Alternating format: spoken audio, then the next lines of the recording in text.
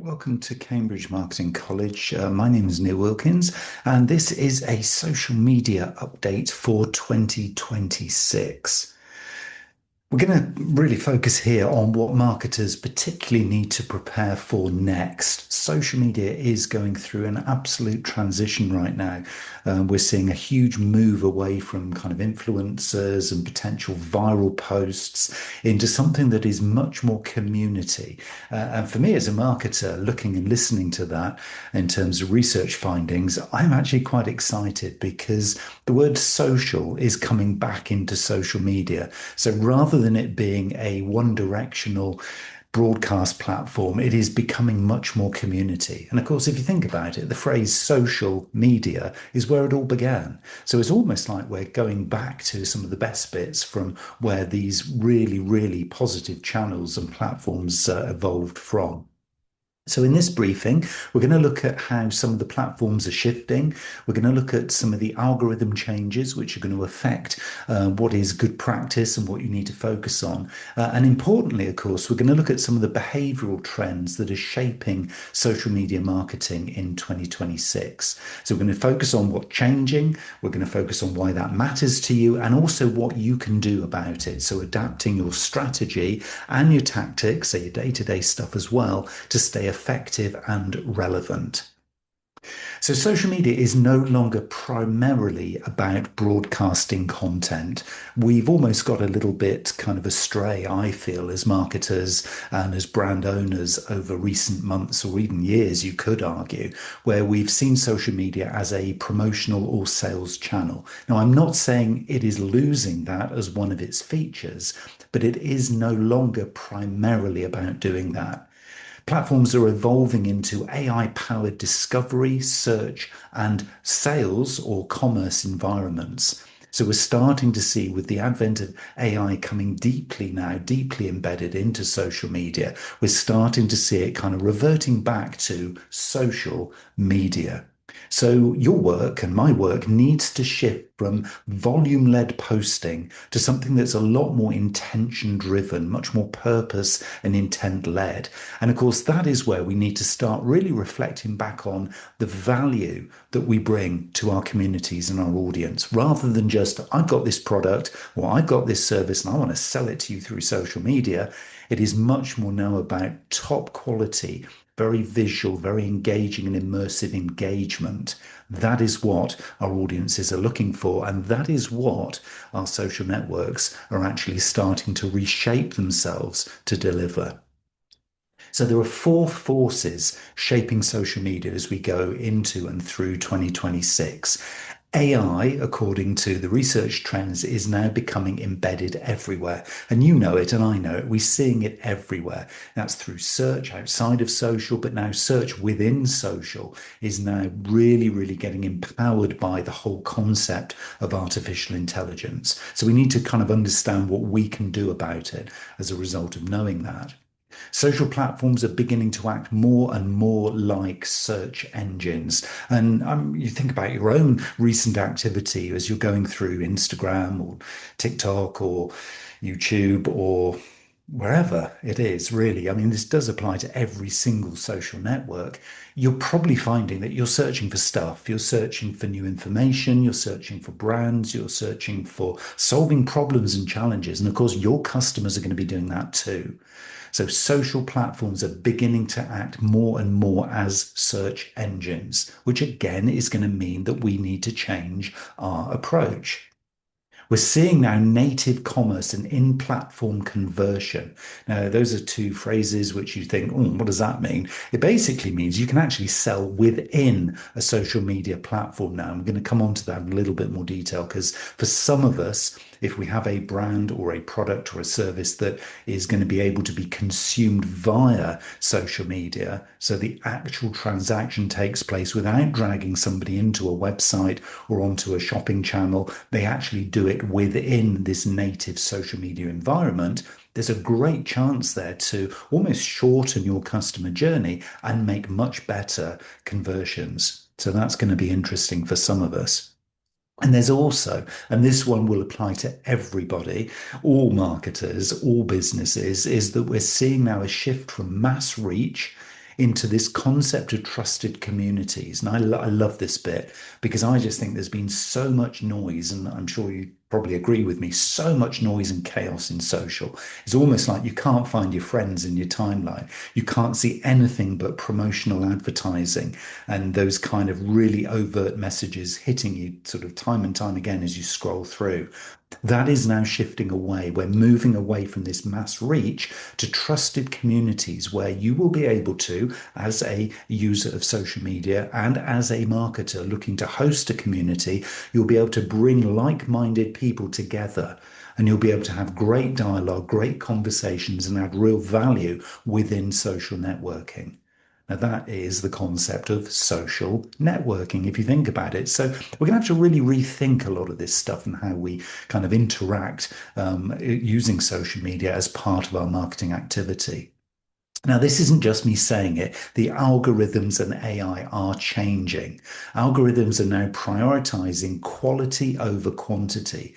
So if you are just posting content and content and content without thinking of the quality of that content, the value that it's bringing to the audience that you're targeting, then you're missing the biggest change that is actually happening in social right now, which is this idea that, yeah, okay, quality is going to sort of ring true. And it doesn't mean you can't post at quantity as well. So it doesn't mean you can't do content at scale, but it means you've got to be very, very mindful over how much value you're actually bringing, because the AIs are smart. The algorithms are even smarter right now, and they will spot. And you are going to be penalized for, and you will be downranked for low effort, repetition, and engagement bait content. So if you're just putting stuff out there that kind of shouts, oh, this is a bit spammy, then the signals are right now that you are going to be then penalized. So signals that matter more in 2026 are the watch time. So that's the actual engagement, the saves and shares of content. So as people bookmark your stuff, you're going to get rewarded. So you need to be encouraging that kind of interaction and engagement. Meaningful comments rather than just a bunch of likes. Likes have been very, very neutral for so, so long now. And you'll know that, I know that. But actually going forward, it's going to be the meaningful comments, discussions, and engagements that we as marketers need to be pushing hard for and need to be providing value to inspire people to do that. That's what a signal is going to reward you for. So fewer posts designed for depth will perform better than high posting frequency alone. Now, that's not to say the Gary Vee principle, you could call it that, of like 90 pieces of content a day, keep pushing it out there. It doesn't mean that's not true. But what it means is those 90 pieces of content have got to land, they've got to engage, they've got to be saved, they've got to have comments and, real kind of, debate and community feel to them. Otherwise, you're going to be penalized. Okay, so it's quality first, then quantity. So you're able to scale, but you can only scale quality. Don't think you can just scale. That is not going to work for the 2026 social networking. And also, what we're going to see is that platforms, and this is right across the piece, are introducing much more control on your customers' benefit. So they will be able to control their feeds alongside default AI recommendations that they're going to see, but they will start to take control again, as you and I will, as we consume, other content, as consumers in social media. We're going to be presented with options, settings, and a lot more control over what we see. This to me is just such great news as a consumer of this stuff, because it feels like, I can actually rest now rather than just being sold to all the time. But as a marketer, what it means now, you've got to earn the privilege to actually be featuring. So you've got to be highly relevant. You've got to be thinking about, opt-in loyalty through follows, through subscriptions, or through communities. I'm going to talk a lot more in a minute about communities, because that's a real key mindset to have here. So you're going to be rewarded if you get this stuff right, and that's absolutely key. But these algorithms, they are changing. So if you see AI then as the backbone of social media marketing as we go through 2026, some common uses will be content ideation and drafting, Because of course we are all using it for the first draft, aren't we? ChatGPT or Copilot, give me an idea for my next post. Of course, and that's fine.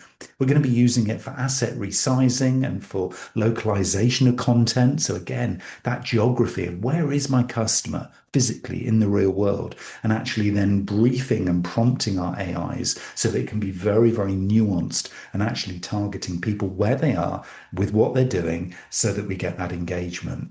We're also going to be able to use AI for predictive audience targeting. So predicting the likely behavior if we send option A of a post versus option B.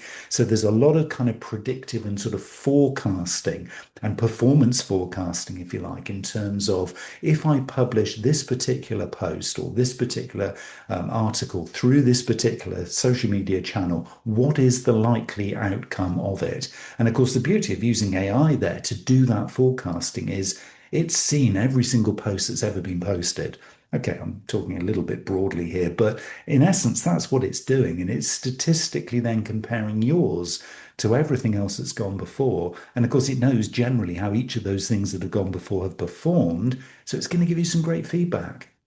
So what we're going to see is that human value is going to shift to strategy, to judgment, and to the brand voice control. So, in other words, what we're going to see is that the brands that are going to win here are the ones that are taking both AI seriously, but also the concept of social media. In other words, they are going to be thinking strategically about what messages bring most value.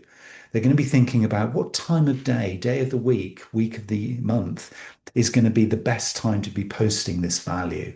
When I do post this value, which channels are going to be the most straightforward or the most relevant for my audience to hear these messages in? And then thinking beyond just the post is what am I expecting people to do differently as a result of seeing this post?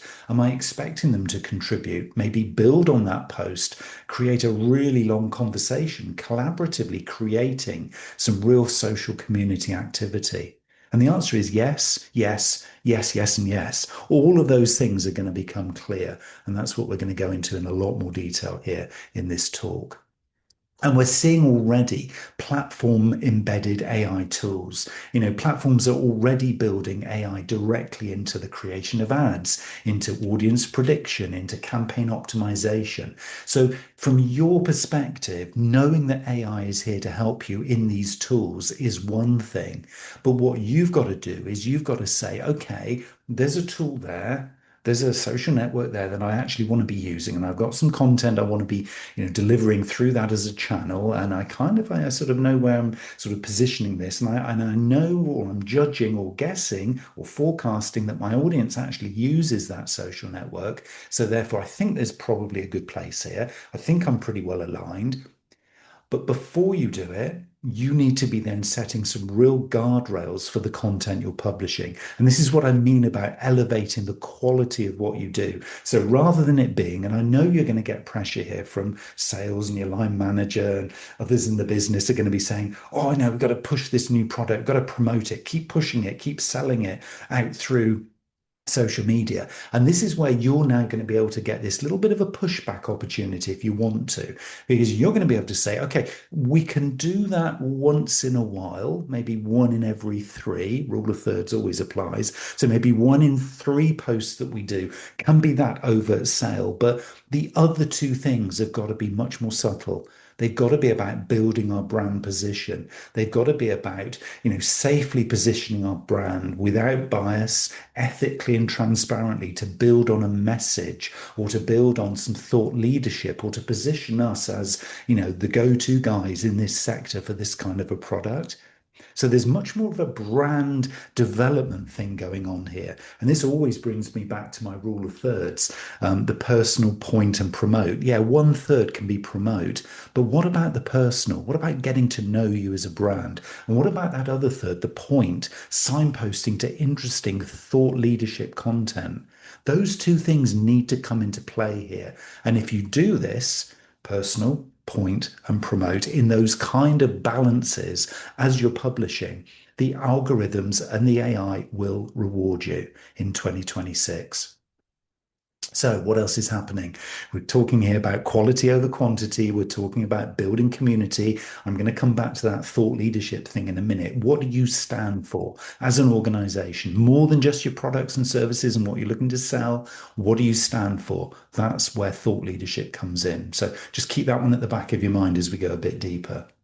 So, I want to talk a little bit about social as a discovery layer and social as search, because this is going to be a key thing. This is the second key thing that's changing and moving in 2026 in social. So, really, what we're seeing here is a growing share of your target audience, and especially younger audiences, according to the research, but I think this is playing out everywhere.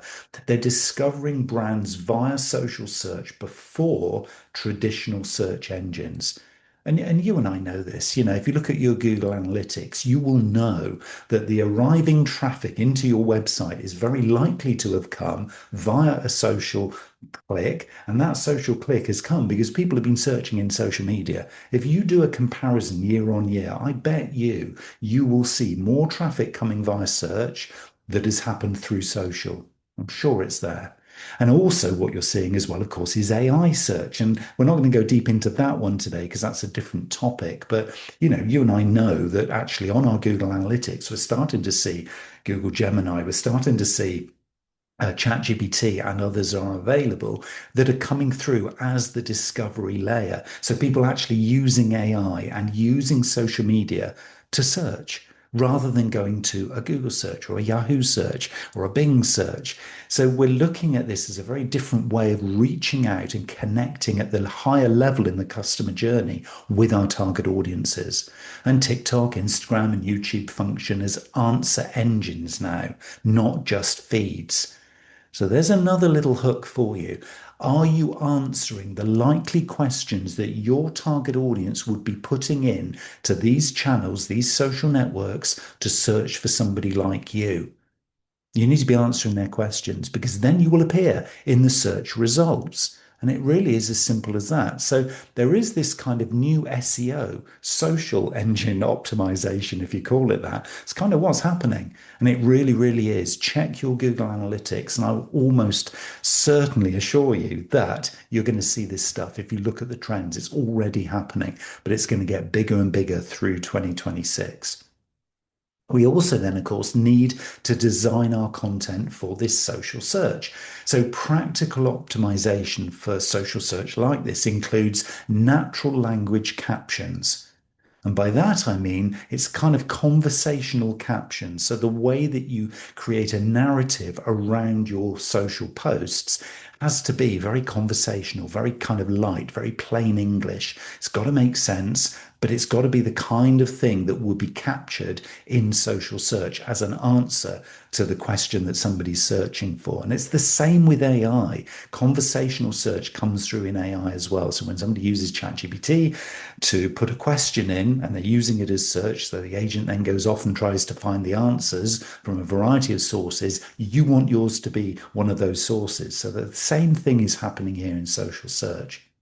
You need also a clear topical focus per post. So those kind of random posts, oh, we haven't posted this week, so let's put a post into social. Stop doing that right now because you need to be posting with a clear focus on the kinds of topics that you build and build and build.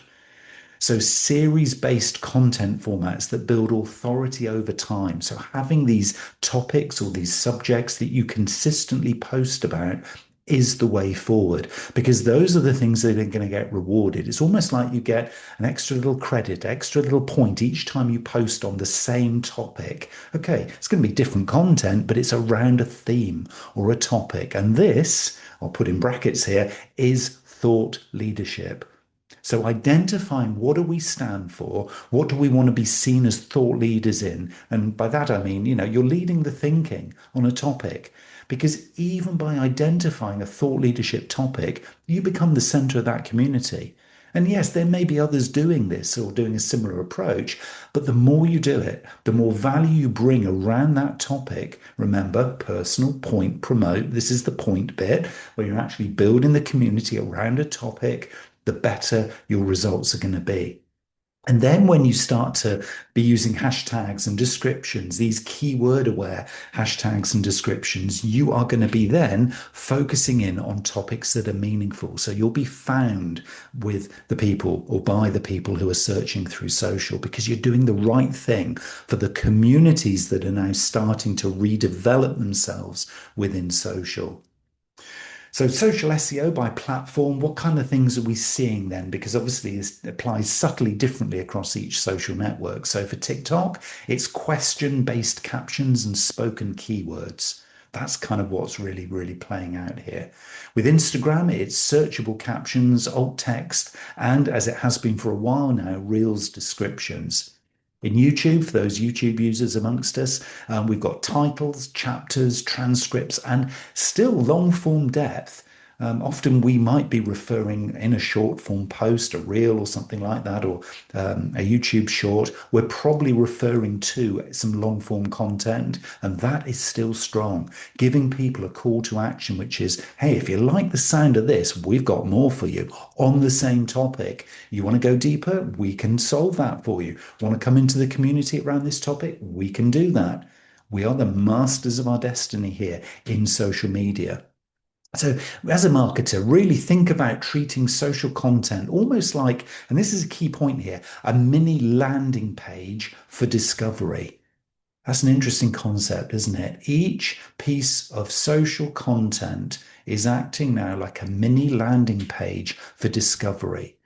So we're not just appealing to our existing followers or audiences. We are now starting to think about every time I post, yes, it should tick the box for the current audience, but we've got an opportunity here to really appeal to a broader audience, to be found in social search. Maybe there is a great way of growing a relevant audience. And of course, it is because you're placing all of your content within these theme containers, within this thought leadership series of topics. And once you know what those things are, there's a real consistency filter there that you can apply. Because if the next piece of content you're looking to push out there doesn't fall into one of these containers, and it's just, oh, we're just pushing it out because, well, look, here we are wearing our kind of Christmas jumpers or oh the sun's shining, what a lovely day, here's a picture from outside, and it's completely off brand or off topic, then you've got to sort of look at that and think, why are we posting this? Where's the value? Is this going to help us in discovery? This is a discovery layer. We're just not going to be found, but we're not going to be relevant. So you've got to be thinking balance here. This is what this is all about. And as we do this, we're kind of moving to really considering the formats and the content shifts that are coming through in play here. Because if we're moving from volume to value, it's not saying you can't do volume. Of course, we all want to scale this stuff, but the value comes first. So brands are reducing posting frequency and are now focusing much more on three key steps here: repeatable series, strong content pillars, and clearly branded formats. So this idea of kind of reactive trend hopping, which you might have heard that phrase, it is becoming both less effective, but also less attractive. Because what do you stand for? You're saying this, and then you're saying that, and you look like this, and you look like that. What do you want me to do with all this information? Versus you're actually quite predictable, but you're predictable in a good way because I know that every time you post something, it's talking to me. It's coming kind of in my line of sight. I'm finding it easy to find. It's quite consistent. You're building these strong, sort of, it's almost you're stacking the value step by step. Each time I see a post, I get a little bit more value around this topic. Do you know, I'm interested in this topic, so I like this. I'm going to follow and I'm going to stay engaged. That's where we're moving this volume to value. So it might be that you post less, or maybe you actually even post at the same rate, but you're increasing, turning up that dial of value by thinking about the existing audience, this new discovery audience, and providing content around these content pillars. So these kind of themes or subjects or topics that you're going to be consistently posting or having a view on or sharing good information or entertaining on. So however you want to translate that, that's very much down to you and your brand. But it is about this level of consistency. That's really important. And in terms of the kinds of content you can put this stuff out through, I mean, video is still, as you can imagine, going to be dominant throughout the next, well, the coming years, I would suggest, but more balanced. So short form video remains absolutely crucial at this kind of discovery stage that we're talking about. But I don't want you to lose sight of the long form educational, story led, thought leadership, value driven video, because that's regaining importance.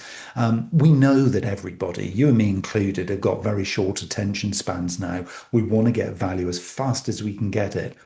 But if you think about everything I talked about here, this trend towards higher value, well, you want to dwell in places that are valuable. You don't want to rush on through those. And part of the problem we've had in recent years with this very short attention span is the fact that we've not provided value. You know, we're as bad as anybody in terms of the content we're putting in there because we've kind of fallen foul of this idea of, all long form. People haven't got time to kind of, wait for that. Well, they have if it's valuable. So, don't go saying, oh, you can't produce long form content. You can if it's good value. You will watch your favorite movie, which goes on for an hour and a half, 2 hour and a half, 3 hours or whatever, because you're getting value from it. It's not to say a short form video of, a few seconds long is going to be more effective than a 3 hour video. If that 3 hour video is providing, huge value to you, you'll stick with it because you're enjoying it. You're getting value as a human being from it. And that's what we're seeing. And that's what the algorithms are now rewarding us for, is that if we can produce highly valued long form content, we will get rewarded. So platforms are rewarding now session time and completion, not just views. So there is a shift here from the algorithms, but also from customer behavior that the higher the value we get and can deliver, the longer people will stay. So don't just be looking at your vanity metrics of, oh, we got a load of followers there, or we got this amount of views. Yeah, but what quality were those views? Is there something we can do to kind of dial up the quality thing here to make those views a longer engagement time, same number of views, but actually they stayed 50% longer or even longer than that? That's the metric now, because that's the metric that's going to be rewarded, but it's also the metric that provides that value of thought leadership we were just talking about. And you can do this through information and or entertainment. I'm not here to say it's got to be all deadly serious, and thought leadership does not have to be serious. It's just consistently around a topic or a series of topics. So high performing content is going to blend usefulness with entertainment. So in other words, explainers or carousels or entertainment education, for example, these kinds of formats will perform very strongly. Um, Overt promotion will continue, and I would suggest probably increasingly continue to underperform because people are going to be seeking out this kind of educational or informational, so infotainment as it's often called, that kind of content because it's high value. It's great to consume. Yeah, you want to stick with it. And oh, there's an ad. All right, swipe past the ad. Let's get back to some more of this stuff. That's the mindset you can expect your customers or your new discovery layer audience to be kind of coming into sort of your content with. And you just think about yourself for a minute. That's kind of what you do as well, isn't it? I know I do. I'm happy to scroll past those ads. I mean, I see they're there, but I'm getting past them so quickly as I scroll to then land on the quality content that I actually want to consume. So over promotion, overt promotion will continue to underperform through 2026. Now, having said that, we also need to have this kind of nod to the next one of these particular sort of trends, if you like, if you want to call them that, which is the idea of commerce and conversion within social. Native commerce has, I'm sure you've seen this, and maybe you've even purchased yourself, a product or a service through social without leaving social. So this is where platform is providing in-app checkout. So shoppable video and live shopping, for example, has been growing over kind of recent years, and we know that. Now, if you're not providing commerce directly through social, still keep listening because a lot of the principles that apply here will apply to you. Even if you're not looking at the conversion here, some of this stuff is just very, very good practice in terms of how you run social channels. So brands have got to be designing and marketers have got to be focusing on campaigns that assume that some kind of conversion happens inside the platform, not on the website that you then have to click through to. So what we're talking about here, and there's a kind of a really kind of theoretical but fundamental point here before we move on to kind of the next slide. The concept here being there's a natural, comfortable length of a customer journey or a sales funnel. Okay. What you don't want is for it to be too long that it basically you lose people and they just drop out, but not too short that they don't understand the journey that they're going through to make this conscious decision to convert. So there's a sweet spot, not too long, not too short. So what we're doing here is we're thinking about, can I get within this engagement now that I've got? So I've got somebody aware, they've seen my content in social, doesn't matter which channel, they've seen my content there. Can I now stimulate and encourage a conversion? Now, that could be a purchase. So it could be you put the button there, buy this product, and you click on your phone, Apple Pay, boom, done, and then it's coming through to your home. So it could be that, but it could also be you define a conversion point that's meaningful for you. So for me, it would probably be because I'm, as you probably would be aware, very, very into kind of AI marketing. So I would want somebody maybe looking at a piece of content, a short or a reel or something like that, and then thinking, okay, well, one, I need to subscribe. Yeah, okay, fine, done that. But actually, what I really want them to do is to come to the community in that channel where they can actually engage further. So they can look at other content, they can post comments, and they can actually be part of this building and evolving community. So to me, that's a conversion. So I'm defining it not in financial terms as a conversion, but in a behavior. So you might have products to sell in social, and that is a trend, and that is going to become almost the default, I think, going for 2026 for people who have got social channels. You don't want to be bringing them outside of the channel. But if you don't have something to sell directly within social, it is still that conversion point, which is how can I get a behavior from this person who's engaged with this content and wants to do something else, wants to go deeper, wants to maybe send me a message or maybe comment on this thread or whatever it is. That's a new definition of conversion. Can I keep them in this social network and keep them engaged? So as almost you could argue or you could question, do I need a website at all? I mean, that's taking it to the nth degree here, but it is a question. Could I serve all the value I need to as a business, as a marketer, as a brand owner? Could I serve everything within this one social media channel? Because that's the question really that you need to answer. Now, it might be you say, well, don't be silly, Neil. Of course not, because I want them to do this, this, and this. And that's fine. But then maybe in that social channel, that click through to somewhere else is the conversion you're looking for. So that's the thing to really pay attention to. It's really important there. And you're also going to see if it is kind of beyond or it is something in terms of this behavioral change, is you're going to see messaging and DMs as conversion channels. So direct messages and private replies, for example, could become key conversion points. So, in other words, if somebody sees a piece of content and you want them to actually directly respond to you through a direct message or through some kind of private reply, then that needs to then be integrated with a more broad customer relationship management approach that you might have. You might have some kind of lead form or you might have some DM workflow that kind of sits behind. So once they've engaged with you or sent you this reply, then some automation happens. Of course, you've got AI now, so you can do this automatically if you want to, but you might do it sort of personally yourself. But then some kind of process then follows up. That's what we're talking about here. Super efficient process flows. So as somebody sees a piece of content, you've got to be thinking, what do I want them to do as a result of seeing it? Because if you're just publishing content now in 2026 and you're thinking that, hey, my job's done, no, your job's only just slightly started because it's what happens next that's the big question. That's the thing now where all marketers, we're all waking up to this opportunity of, hey, hold on a minute. This is a really active conversion channel. This is a real active conversational channel. This is an active sales channel, but in a different kind of way, not pushing brand, not pushing products and service to buy, but actually looking for that conversion. So the question from me to you here is, at every post you do, what do you want your audience to do next? That's the key question that you need to answer. And if you're very, very clear about that, they will do it. And then the social channels algorithms will reward you. So, what we're doing really here is kind of doing away with all of those ugly vanity metrics.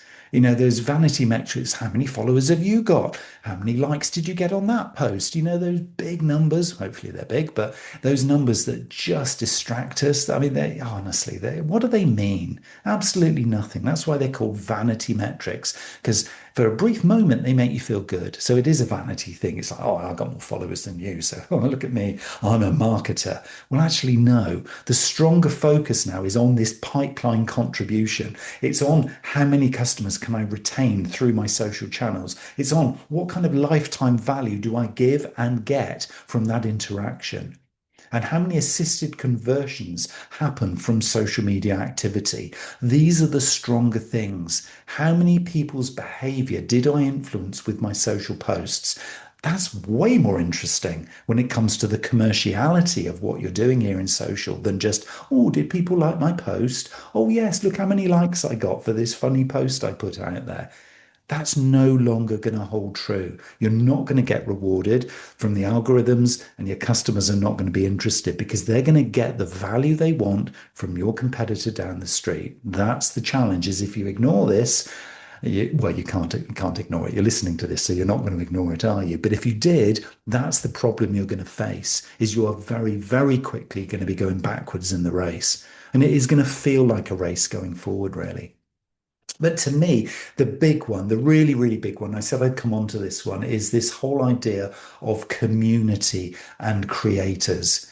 So I think we're moving, and I think we're moving very, very quickly. And I'm already seeing signs of this in my own kind of usage of social media. Is that we're moving from broadcast to community. So I really want you to think about this one deeply. Is what can you do to build the community within your social channels? So brands who are successfully doing this stuff right now are investing in groups, in memberships, in ongoing live formats.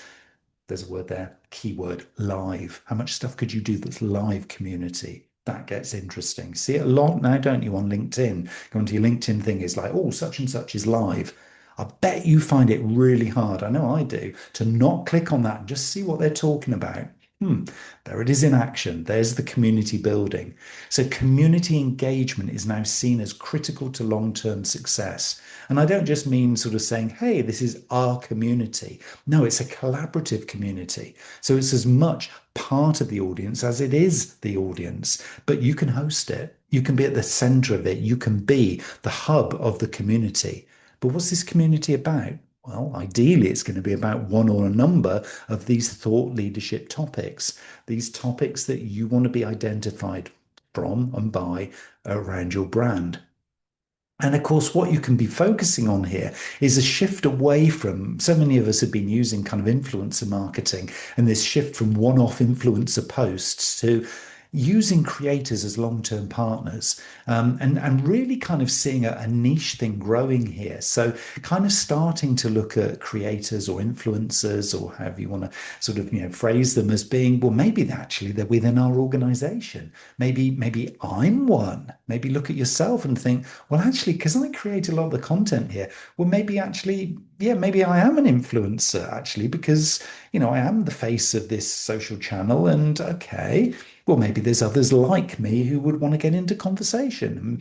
Maybe there's others in my organization who kind of want to come in and do this too. And maybe we start to collaborate and find out the kinds of topics around this subject of thought leadership that our community wants to talk about. And trust and expertise are going to outperform just raw reach every time, because this is not only going to get you attention in the short term, so that kind of tactical ability to engage with people in the now, in the here and now, but also it's brand building for the future. So if ever challenged within your business, your line manager or whoever else in your business saying, oh, you spend all that time building this community, but that's not leading sales. Well, you can actually say, actually, what I'm doing is probably the smartest thing in marketing right now, which is actually building attention today. So we can switch on maybe the odd promotional post if we need to, because look, the audience is already there and listening to me, as well as actually building this long-term direction for the future. I bet there's nobody else in the organization who's doing that in equal measure, building for today and building for tomorrow at the same time. But that's what community and the attention, if you like, within community can do in social. And of course, yeah, and it's not just B2C. I've kind of intimated that a lot of this is B2C, but the vast majority of actually what we've talked about here is B2B. So B2B social in 2026, personal brands are outperforming corporate pages right now for reach and trust. So I've got a very interesting example that I'm working with right now. I won't sort of name the company or the founder of the company, but we're actually making this particular person a real maverick. So all of the social posts that go out through the company page on LinkedIn, he reposts with a quote. Well, we actually do it with him and for him, but making him a real maverick, a real kind of sort of disruptor within his sector. And oh my word, is this absolutely flying? It's fascinating to watch how many people jump on board and say, "Oh, good for you." We've been waiting for somebody to kind of say what you're saying. And it's just very interesting to see this community swirling. It's almost like he's at the center of this little tornado that's kind of gathering momentum and spinning and spinning. It's really interesting once you do this. So don't lose sight of personal brands, particularly in LinkedIn, YouTube, and podcasts. Those are really central here. But social becomes a real kind of layer, if you could call it this, of credibility, if you like, and particularly in B2B, if you're looking then to stretch a conversation, maybe make a sales inquiry or do some account-based marketing where you're hitting different organizations at different levels, this stuff works. Inviting people into the community to engage with the community before you start to share your product and service messages is a really cool way of starting people's journey with you as a brand. So those are some of the things that are really kind of trending right now. And I just wanted to focus in a really practical way just for a moment on some of the directions of these individual platforms so that you can kind of almost sort of say, well, okay, we use that one, we don't use that one, but oh, maybe we want to have a try of that one. So just a small snapshot of some of the platforms that are happening right now that are seeing the biggest changes in terms of the algorithms, but the things that they're focusing on. So within TikTok, for example, discovery, commerce, live shopping, and particularly social search. So if you're using TikTok, those are the four kind of key things to really do some deep research on and really keep a watch out here for the changes that are happening. You might have already spotted some of these things coming into play. Within Instagram, it's Reels for reach. I mean, that's a bit of an old school one now. We all know that one, but it's DMs for conversion. It's subscriptions for community. So the strategy really is to kind of be really treating these as full funnel platforms. You can kind of do business without coming off of these platforms, is the kind of key message here. That in itself is quite interesting, isn't it? So whilst you probably will have, I'm sure you will have a longer customer journey into which these slot. So there'll be certain job descriptions you give TikTok or Instagram as an example. There is an option if you wanted to experiment with this to say, well, actually, could we do the full kind of customer journey within the platform? Because you potentially could. It's not for everybody, but it is there as an option. For LinkedIn and YouTube, for example, maybe a bit more of a B2B spin here. LinkedIn is AI targeting. You're seeing a lot of AI functionality coming into the LinkedIn platform, both as a content creator and as a producer, but also as a consumer and as a personal brand owner. You'll see that AI targeting is available there to you. Expert content has always been important, but I think it's gaining definitely, according to the research, gaining traction. So that thought leadership thing is a theme. It's been a bit of a mantra, hasn't it, throughout this whole talk? But if you can identify both for your organization, but also the people in your organization and potentially for you as well, particular expert topics that you can own. That's key. And also B2B lead gen, that is a big one. I mean, this following through from the content or the posts into, okay, I'm engaging with you as a company. Where do you want me to go next? So that clear call to action in LinkedIn is absolutely critical. You will be able to generate leads in LinkedIn if you take that approach.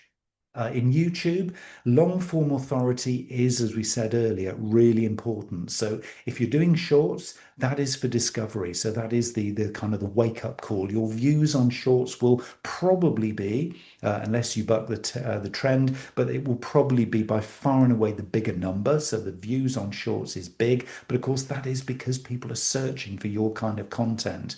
And also, then those shorts potentially linking through to the long form content if somebody is interested in clicking through.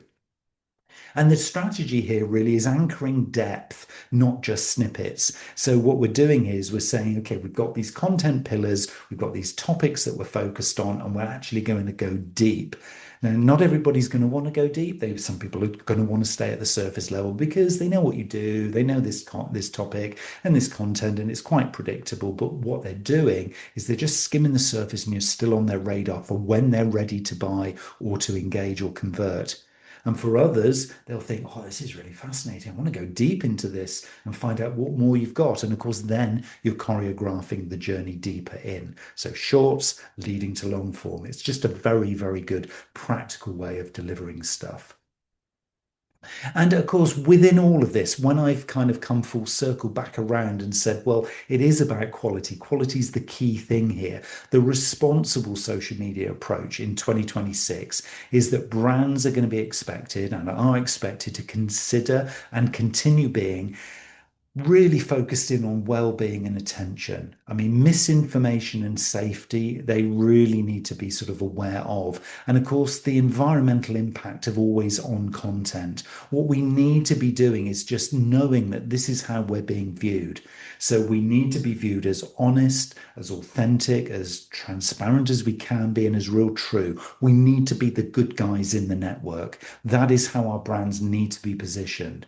And this is where fewer, higher quality assets are now becoming the norm with the successful brands. So you can leave your competitors posting time and time and time again the low value, the kind of cheap, the discounts, the special offers, all of that kind of salesy promotional stuff.